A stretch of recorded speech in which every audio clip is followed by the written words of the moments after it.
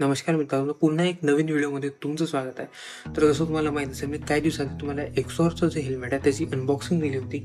तर त्याच हेल्मेटचा आपण आज रिव्ह्यू करणार आहे. मला हेल्मेट लावून जवळपास 1 महिन्याच्या वरती झालेला आहे. तर आज मी हेल्मेटचं तुम्हाला काही पॉझिटिव्ह आणि निगेटिव्ह सांगणार आहे, जे मला जाणवले एवढ्या दिवसाच्या हेल्मेटला वापरून. तर सगळ्यात पहिला पॉईंट येऊन जातो याच्या फिट अँड फिनिशचा. तर याची सगळ्यात पहिले जर याची आउटर शेल जर बघायला गेले तर ही कुठूनही तुम्हाला अशी वीक किंवा नाजूक नाही वाटणार. सगळीकडून ही प्रॉपरली फिट आहे. आणि जर याची फिनिश बघितली तुम्ही, ग्राफिक्स सगळ्या बाजूने प्रॉपरली केलेले आहे. कुठूनही असे तुम्हाला सुटल्यासारखे ग्राफिक्स नाही वाटत की कुठून ग्राफिक्स राहून गेला आहे व कुठून प्रॉपर नाही आहे, असं कुठूनही होत नाही यामध्ये. आणि जर याच्यात जी रबरची पॅडिंग वगैरे जिथे कुठे दिलेली आहे ती प्रॉपरली फिट आहे. तर यामध्ये 3 वेल्ड्स दिलेले आहे तुम्हाला, 2 ओव्हरहेडवरती दिलेला आहे आणि 1 चीनवरती दिलेला आहे. तर तिन्ही वेल्ड जे आहे ॲडजस्टेबल आहे. तुम्ही याचं फ्लो ॲडजस्ट करू शकता, म्हणजे ओपन किंवा क्लोज करू शकता. आणि 3 वेल्ड्स दिल्यामुळे याच्यात जो एअर फ्लो आहे हा प्रॉपर राहतो. कुठूनही तुम्हाला सफोकेशनसारखं फील होत नाही. रायडिंगच्या वेळेस जर तुम्ही लॉंग राईड करत असाल किंवा शॉर्ट राईड करत असाल तर सफोकेशन फील होत नाही. ट्रॅफिकमध्ये सुद्धा तिन्ही वेल्ड जे आहे, तिन्ही वेल्ड्स तुम्ही ओपन क्लोज करू शकता. ज्या साईडनी मागणं स्पॉइलर दिलं तिथून एअर फ्लो निघून जातो. तुम्हाला काही प्रॉब्लेम त्यामध्ये होत नाही. थर्ड पॉईंट यासोबत अजून याचा येऊन जातो, तो म्हणजे याचा विंडशील्ड. विंडशील्डची क्वालिटी जर तुम्ही बघायला गेले तर विंडशील्ड बाकी हेल्मेटपेक्षा तुम्हाला थिक भेटतो.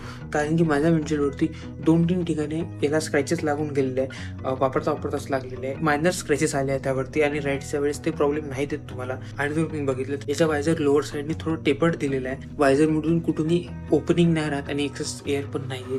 तुम्हाला ओपनिंगसाठी एक्स्ट्रा एरिया पण दिला आहे थोडा वाईड करून, ज्या कारणाने तुम्ही याला ओपन करू शकता.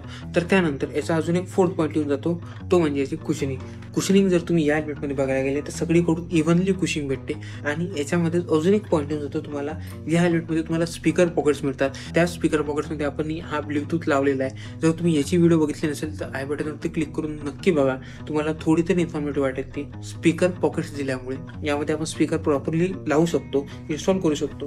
आणि ते प्रॉपरली जागेवर प्लेस झाल्यामुळे तुम्हाला राईड करायच्या वेळेस प्रॉब्लेम जात नाही. स्पीकर पॉकेटच्या कुशनच्या वरती थोडे होल्स दिलेले आहेत, त्यामुळे स्पीकरचा आवाज पण क्लिअर येतो, कुठूनही अडथळा होत नाही. पॉझिटिव्ह पॉईंट झाले हेल्मेटबद्दल सांगून मध्ये, तर मी काही निगेटिव्ह पॉईंट सांगून देतो. सगळ्यात पहिला वीक पॉईंट जो मला वाटतो तो याचा आहे सनवायझरचा. तर सनवायझरचा काऊन वीक पॉईंट वाटतो मला, तर तुम्ही सनवायझर बघायला येते, हे जे आहे फुल्ली क्लोज नाही होत. जी आपली चिन पॅड्स आहे आणि सनवायझर आहे यामध्ये हलकीशी गॅप राहून जाते. त्यामुळे काय होतं, जर तुम्ही सनवायझर डाऊन करून गाडी चालवत आहे तर त्यामुळे काय एक लिटिल बिट ऑफ डिस्ट्रॅक्शन होतं. का डिस्ट्रॅक्शन होतं, little bit of white light इथूनही येत राहते. हाच मला हा सनवायझरचा पॉईंट वाटला. बाकी तुम्हाला जर ओपन क्लोज करायचं तुम्ही इथून करू शकता. हा वायझर पण तुम्हाला एक चांगला स्टडी दिला आहे. बट काय होतं की जेव्हा आपण इथून याला ओपन करायला जातो तो इट नेक्स्ट टू इम्पॉसिबल की तुम्ही याला एका हाताने ओपन करा. ओपन तर होऊन जातो बट सगळ्या प्रेशर या साईडला लागतो, तर थोडं तुम्हाला इथून ओपन करावं लागतं याला. त्यानंतर थर्ड जो बिग पॉईंट मला वाटतो, हा जो पॉईंट आहे हा तुम्ही कंडिशनच्या हिशोबाने एक पॉझिटिव्ह साईड पण घेऊ शकता की निगेटिव्ह साईड पण घेऊ शकता. तो म्हणजे यामध्ये जो दिला आहे double D lock system.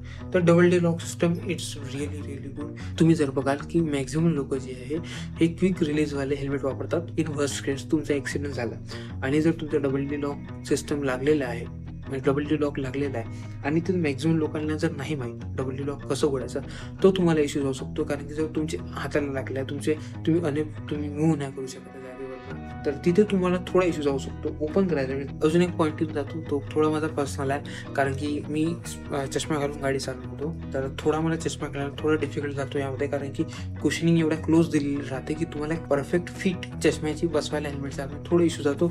But तुम्ही जर माझ्यासारखे चष्मा घालत नसाल तर तुम्हाला इश्यू जाणार नाही. बट जर तुमचे थोडे फ्रेम जे आहे हे स्ट्रॉंग असतील, म्हणजे थोडे जाडे असतील, तर तिथे तुम्हाला थोडा इश्यू जाऊ शकतो हेल्मेट घालायला. तर हेच काही हे पॉझिटिव्ह आणि निगेटिव्ह पॉईंट्स मला जाणवले हा हेल्मेट वापरता.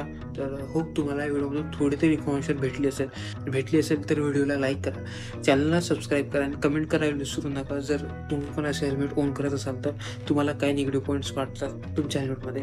तर भेटूया पुढच्या व्हिडिओमध्ये, तेव्हापर्यंत बाय.